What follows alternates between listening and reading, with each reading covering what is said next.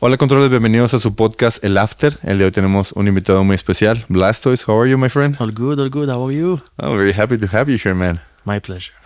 Oh, well, it's a pleasure for me. Like I told you, I've been listening for your music since more than 10 years, I think.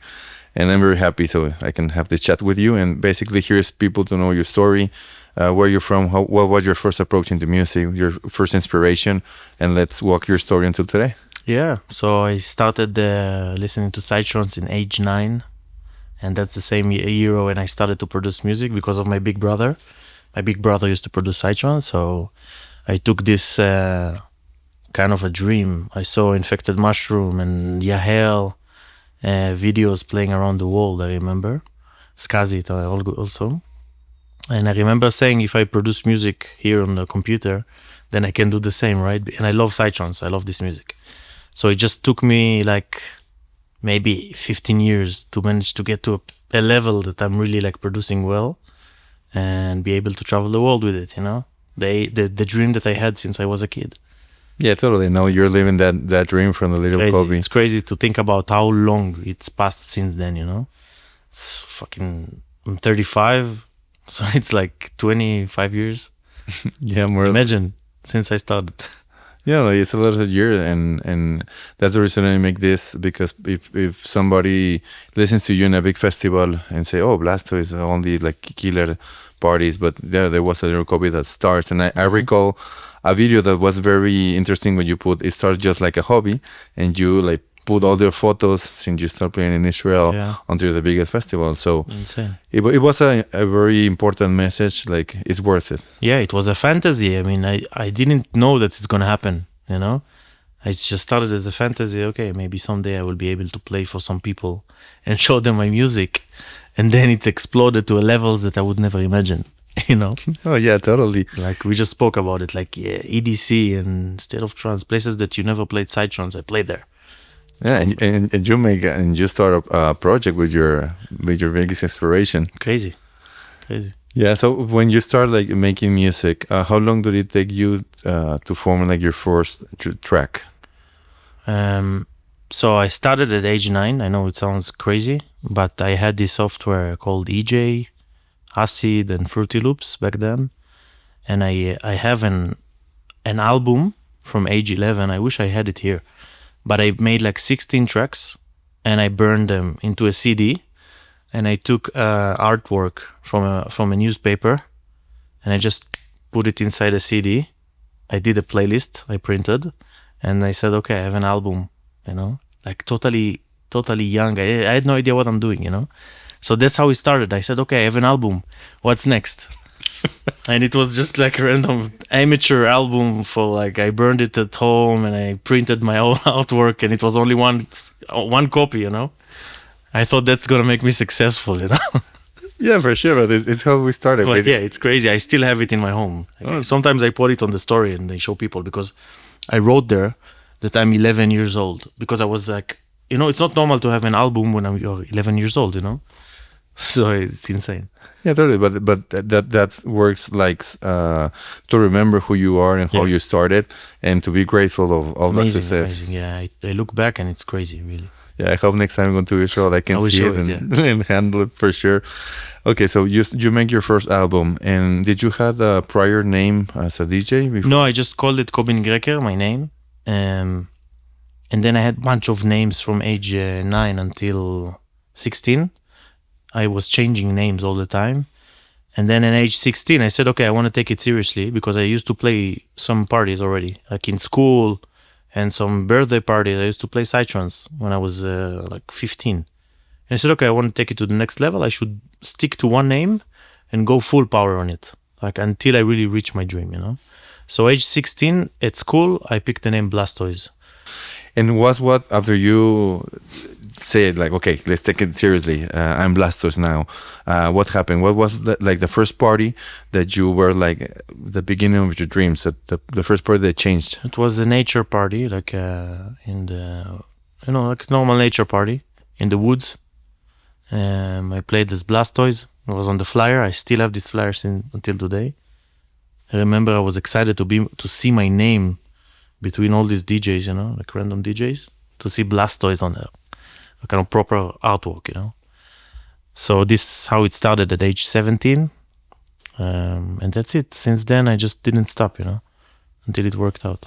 Yeah, totally. What I know you since long time ago, you're a person that works a lot. It's always working. Always. And where you playing now is a consequence of all the hard work you have been doing. Totally. And what was your first international party?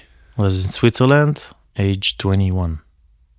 Wow. So it takes like not too much, like 5 years. Yeah, but then you think about it. So since age 9, producing music at home, you know. So it did take some time. It did take some 10 years to understand what I'm doing and be grown ass doing this music, you know. Yeah, totally. Yeah, but I think that the good thing is that in Israel you have like a lot of person that you can reach, and everybody's very close. Yeah, I actually had a meeting with Skazi at age 16 where I showed him my past productions, and he told me that I need to work with Cubase and I need some more EQs, and he gave me some tips which helped me a lot, you know.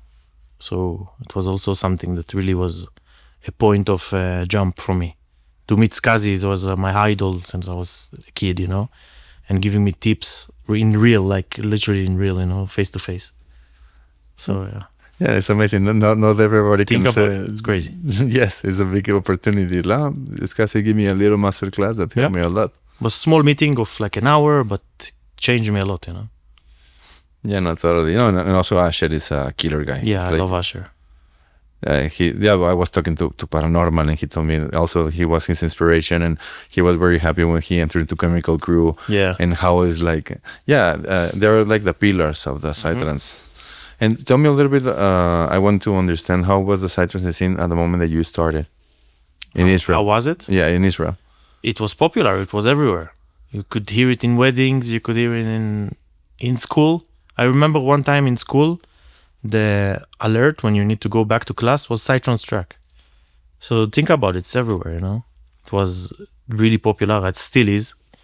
So you're growing into it and you're just into the scene, you know. You just need this little spark of, if you have a dream and you like this music and you want to produce it, then you can do it, you know.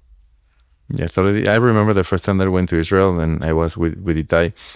White Noise. Greetings to my brother. Love it. I was very excited that he told me, no, we play psytrance at the weddings. And then he took me to a club and they were playing psytrance. Like for me, like being in Mexico is like, we play urban and commercial music. For everyone, it was weird, you know. Nobody could believe how popular it is. Yeah, my biggest shock was Independence Day party in Tel Aviv playing psytrance. I was like, wow. Crazy. Wow. No, but it's amazing, and what I like a lot of Israel is there's amazing people that likes to help you and teach you things, and I think that's very good. There is a culture. So going a little bit into your story, okay, you start playing your first party. What's in Switzerland? Tell me about your first time in Mexico. Wow, my first time in Mexico was in, I think it was Guadalajara, in Metagenesis Festival. I played Blastoyz in the side stage and Sancho Pancho, the other project that I had on the main stage. And it was crazy for me. You know, I saw these festivals in Mexico since I was a kid. And it was also my dream to play there. And it happened. And actually, Skazi also played in the same lineup. So first time in Mexico, I see Skazi on the lineup. For me, it's a big deal, you know. I finally closed the circle, like the first circle. I thought that this is the top. And look now, you know, it's crazy to think about it, that back then I thought this is the top, but then I started playing in all these huge festivals, you know, that came after.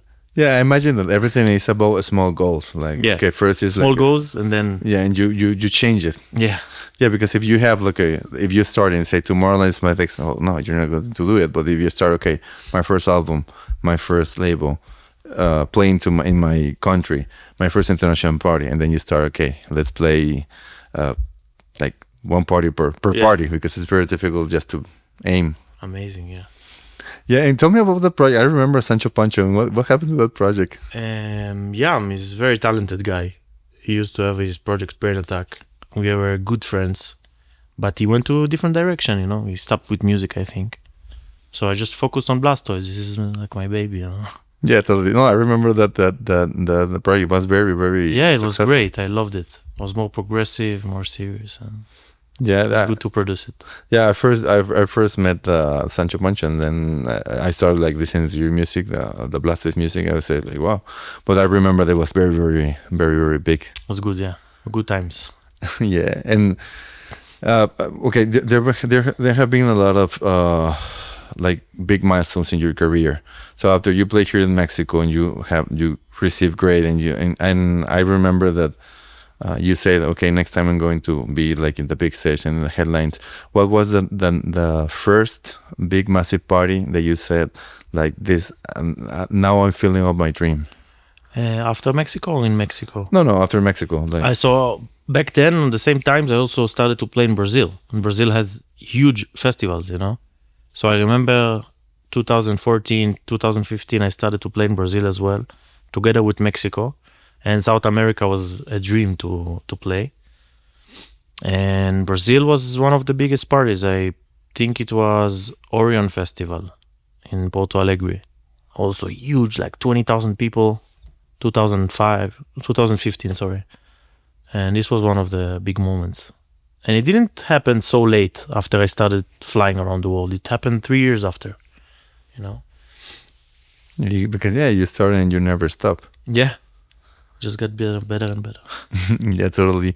Now I want to ask you about tracks that would you recommend to somebody that doesn't know you and wants to go and visit your music, Wow, that's babies. interesting.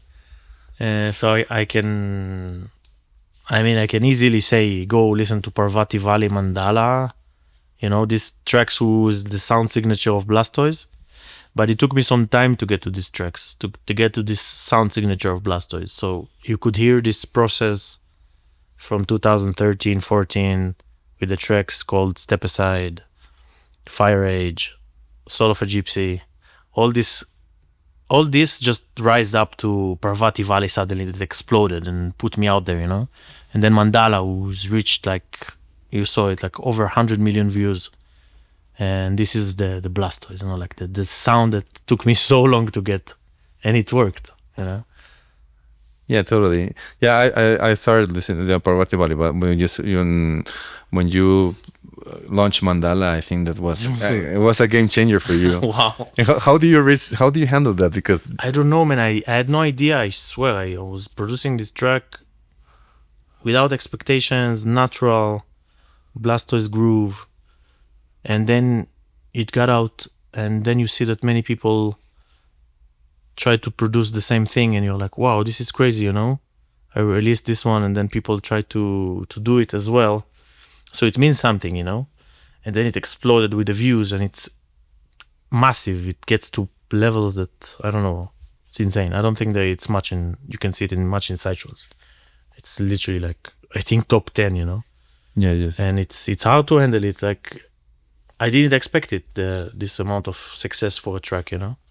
And after this track, do you feel like a little bit of pressure about your next track? I remember I could do another Mandala, but I didn't want to, you know, because it would be like easy. I would say, okay, I did Mandala, successful. I can do another 3 Mandalas and follow up the same sound. But in some point, I said, wait, I want to explore more stuff. You know, from Mandala, I want to explore more things. I want to see what else do I like? Because if I could just produce the same thing, change vocals, same groove, like many people do, I would feel like maybe Blastoyz would not be artistic anymore, you know? I could stick to one thing.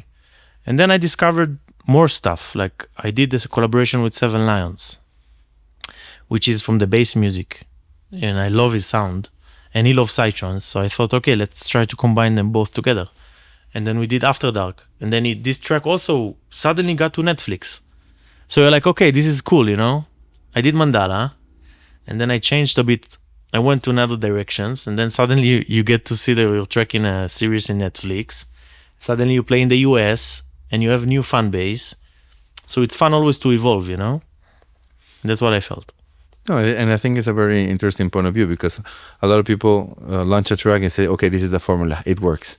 And they keep in the same formula. I'm not really into it. I mean, yes, I did Zoom, I did Mandala, I did Parvati, which are Blastoyz sound, but then I felt like I should try some other directions, you know? I don't want to stick to the same thing all my life. I want to ask, because I'm a big fan of After Dark. Yeah. Some fun that I make something with a guitar with that. How was that collaboration? It was insane. I heard the track of Seven Lions. I sent him a message on Facebook. I said, I like this song. And then he replies me back, wow, Blastoyz, I love your music. I love your last EP with Fire Age and Gazpacho. He says, what? How do you know me? I had no idea that he knows me. And then he said, okay, let's do something together. And I was shocked. He's huge in the US, you know? And then we did the After Dark. We get the vocals from the amazing Fiora vocalist. He started the break. I brought the psytrance groove. We evolved, so it was a good experience.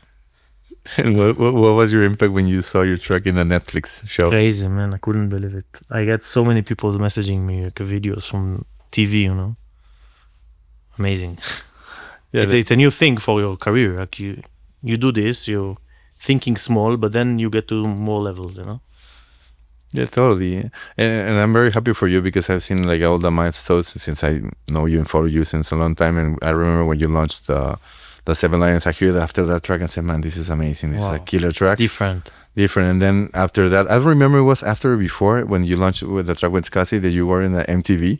Yeah, also. This also, yeah. It was during COVID. We said, okay, let's do a track which is not for the dance floor.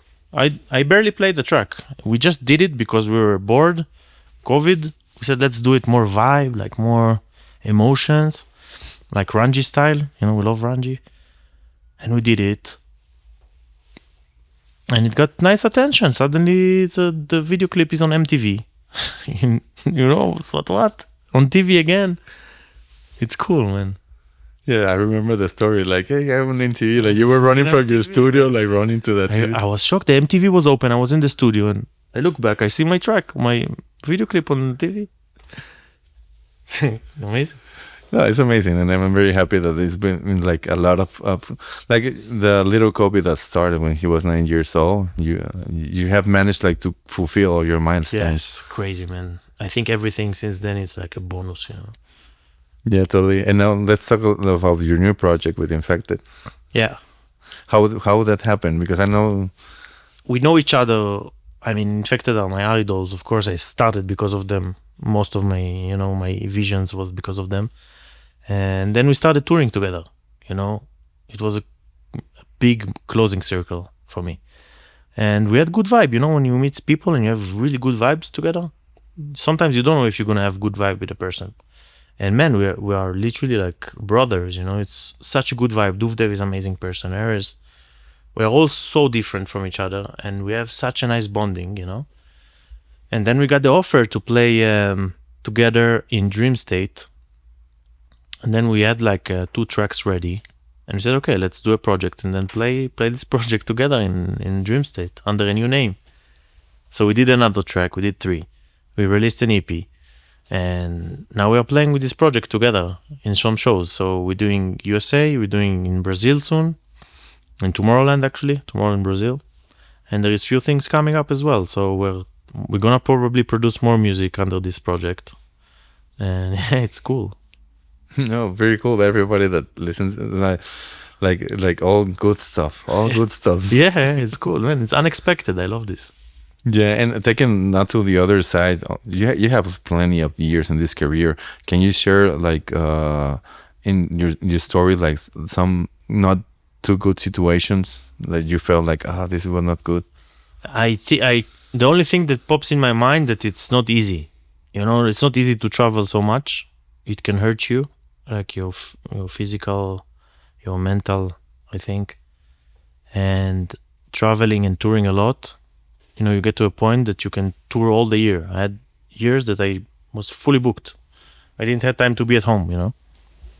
And until you realize that it can hurt you, then you are reducing some weekends. You're trying to be at home a bit because then it doesn't worth your health, you know. I think this is the craziest issue with this career, you know. The traveling, the lack of sleep on weekends when you have a few shows, like this weekend that I had now. But now I have a few days off in Mexico, so I'm happy. But yeah, this is something that I can totally say, and people don't think about it. When you want to tour the world, you don't think about this point. It can be also hard, not just fun on the stage. Yeah, totally. And that's the reason I asked, because if anybody goes into your social media, it's just like pure party, pure balagan, pure success. But there's something happening in the background. Behind the scenes? Yes. Of course, man. Sometimes you get sick and you play. You get to a country, you're sick, you have fever. What should you do? You're going to cancel the show, you're going to play with fever. I'm going to play with fever. Nobody knows that, I had in the last 2 years situation that I landed in the place. I went to the hospital same day of the show. Started to take antibiotics, Really? Same day of the show, I'm fucking sick as fuck and I need to go to play, But yeah, this is also something. Yeah, and people wants to see you in your full stamina and the full power. So. Yeah, I think I'm good. I mean, even if I'm sick, you have like good adrenaline. Nobody realized that. Yeah, because people see you on the other side of the booth that you're killing it. Yeah. But it's good to emphasize that not everything is party and everything. And I'm glad that now you have a little bit more time to rest, because imagine that you need to fly to Brazil tomorrow. But I choose my schedule, I could fly after Mexico back home and then fly again next week. But then I think about, wait, if I'm flying back home, then I have 2 days. So what's better, to chill in Mexico a few days or just fly the next show? So sometimes I pick what's better for me. Yeah, that's also good. A thing. Yeah, because now you have enough time, because I imagine that the beginning was, okay, show, because I want to play. Now you can focus a little bit more on your head and peace of mind, rest, have a good time. Man, it's an amazing story. And also, I want to ask you for tips and recommendations for somebody that follows you and want to go into this place. To go into this career? Yes. If he wants, you just need to work hard, I think, People don't understand how hard we work, It feels like maybe we don't do enough, and it's easy, and you release a track and you get number one on Beatport and that's it. You're gonna play the whole year, but it's not like this. You need constantly working, social media, good image, good music, good connections. It's all combined together until you reach to this level that you are, constantly touring. And how do you manage touring, producing, COVID? Good question, man. It's really hard. I think the last year I was didn't have much studio time, but when I had, then it was very effective, If I was 4 days at home, I would be stuck in the studio finishing this project. And sometimes when I work under stress, I get better results. I know it sounds crazy, but if in COVID, I couldn't really produce music because I was very lazy. I know that I'm not touring.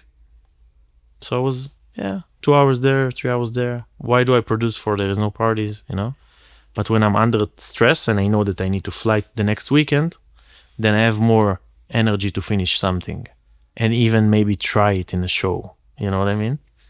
So this how I work. I don't have much studio time, but when I have, I try to make it effective and finish stuff, Totally. And do you consider a producer that can produce on the way, like in the airport, on the hotels? Me, no. I can't. I think my project was very complex. If I open a project for you, you're gonna have 300 channels, huge amount of automations and sounds, and my music. It's very groovy, very complex sometimes. So it's hard to do it on the road.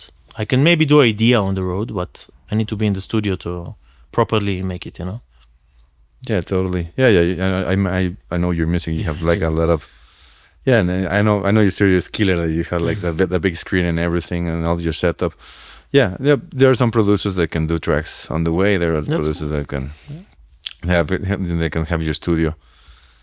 Yeah, and as you said, I know that it's very busy and also very important. And what happens when you're in the studio, you cannot do something, you cannot produce? How do you manage that overwhelm or? I don't know. I watch some tutorials or open my mind to some other things. I don't need to produce in order to be creative. You can sometimes watch something and learn from it, and then it gets you want to go to the studio and produce something. So if you watch some tutorials or new ways of someone to do something. So you want to try it, and then you are going to the studio and trying it, and gets new ways of producing, new stuff. Yeah, totally. And let's talk a little bit of the experience of Atmosphere. How was your experience here in Mexico? Atmosphere, wow, man, I was so happy to be back. I must say that I didn't play for Omics maybe 6 or more than 6 years, I think. And I think it's not in a bad way. I don't know what happened, but also, my career went bigger in the US. Suddenly I started to play Tomorrowland, EDC, Asia. So I remember there was communication in the last years, but I wasn't available, And I'm so happy we made it work for Atmosphere this year, because it was important for me to come to the psytrance crowd back again and give them the old Blastoyz and the new Blastoyz and give them this energy. And it felt like they were waiting for it, And I was so happy.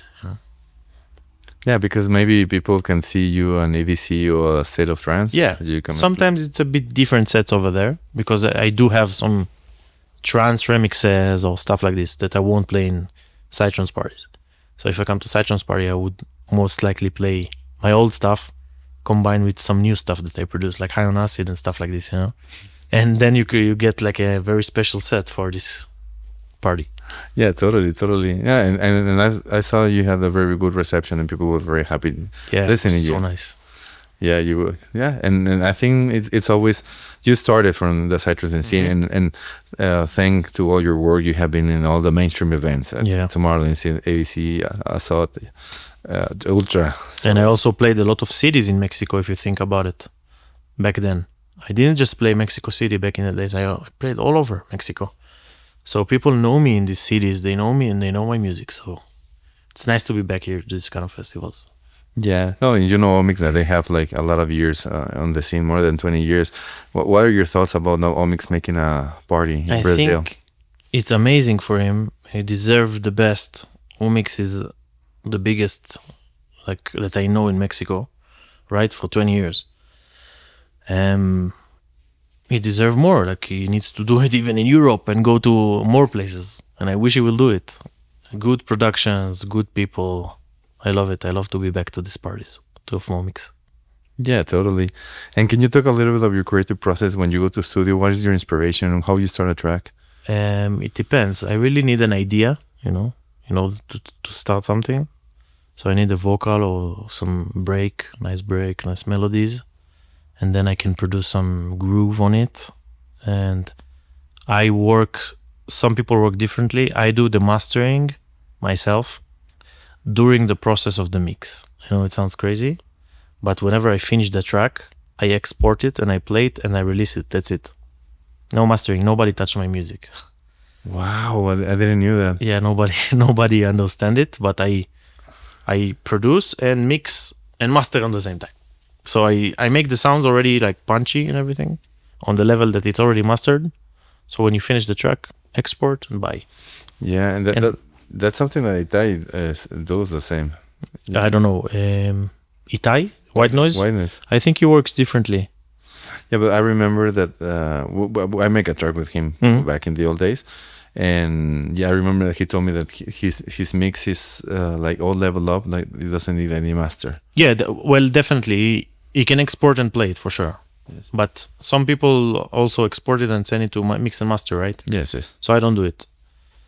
I didn't knew that. I really thought that you make your music and then it was sent to nobody touched my music. Wow. So, well, you're very knowledgeable about the process. And I imagine you like to read a lot about I'm not a professor. I would be honest with you, man. I don't even know how to play a piano. I'm not a professor. Not for mix and not for mastering. I do it by ear, by maybe some techniques that I learned, and I stick to them because they work, and that's it. Wow. Yeah, I'm not a professor, man. I promise you, I didn't learn music. I never was in academy. I don't even know how to start a sound from zero, I'm honest with you, but that means that you don't have to be a professor in order to be successful, It's like, yeah, take it. Yeah, but hearing this for me is like a game changer because it's well known in this industry, in this scene, that a lot of artists send it to somebody else to make the mix. But That's cool. I don't see it as something bad. It's fine. Wow. I'm just like, I like to, if I want to do an edit, I can go back to the project and it sounds the same like the original. You know what I mean? Yes. So I don't need to send it again to the guy to master if I do edit or mashup or something.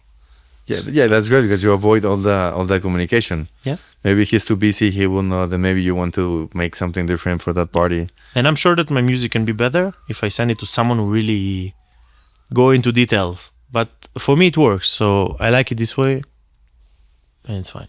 No, it's great music and all the scene, like yesterday, they were crazy about that. So they really like it, but now I admire you more because you do everything.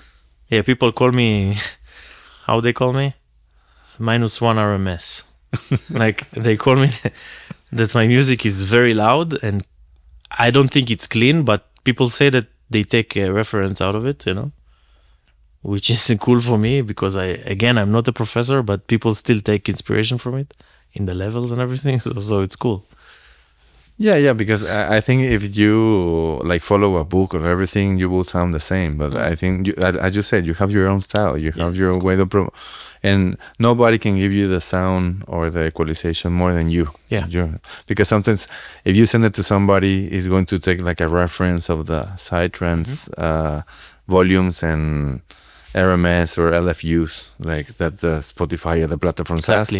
But no, I think that's perfect because whatever you want to sound is going to sound perfect. Oh, amazing, man! Amazing.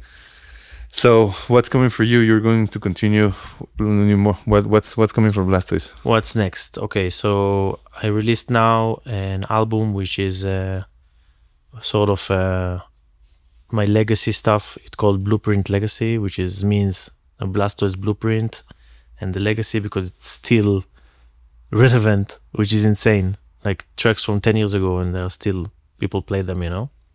So I decided to call it Blueprint Legacy and put all the biggest tunes of Blastoyz in it with some intros that was not released that people know from shows, and it's out now. And coming for it, a remix album full of amazing artists. I can say already we have remix of Becker and Avant 7. Avant?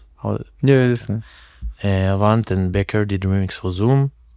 I played it in my shows. There is a remix for old track of mine from Enrique Camacho, which is also on the works. Who else? Bliss is on the works. Outsiders on the works. Who else confirmed for this? Voyage, new artist, really good one. I'm gonna release the remix of Mandala I did to myself. Wow. That people ask me for so many years with this electro bass on the end. So this is coming up. I'm working on this one. Wow. We're looking forward to hear it. Yeah, where are you planning to launch it? It's still in this year or maybe on the next year? I gave some deadlines. Hopefully they will make it because all the artists are busy, you know. And I want to release it this year so I can close this amazing circle for me and get to new projects. But I'm excited about it. Well, I only wish you a lot of light and success, man. Thank you, man. Yeah. Well, I want to thank you for sharing your story, man. It was a pleasure to have you here. Where are your social media? Where can people follow you? Appreciate it. Blastoyz on Instagram, TikTok, everywhere, YouTube. We are constantly posting stuff from shows and touring, so you can follow and enjoy. Yeah, totally. Well, let me close the episode. Oh, well, before finishing, any message you want to say to the Mexican audience that follows you? Keep being amazing for me, for all these years of your support, that you support my project and coming to the shows. And I can't wait to see you again in some festivals or club shows or whatever. And yeah, I love you guys. Te amo mucho. A huevo. Yeah, thank you very much, Kobe. And let me close the episode in Spanish.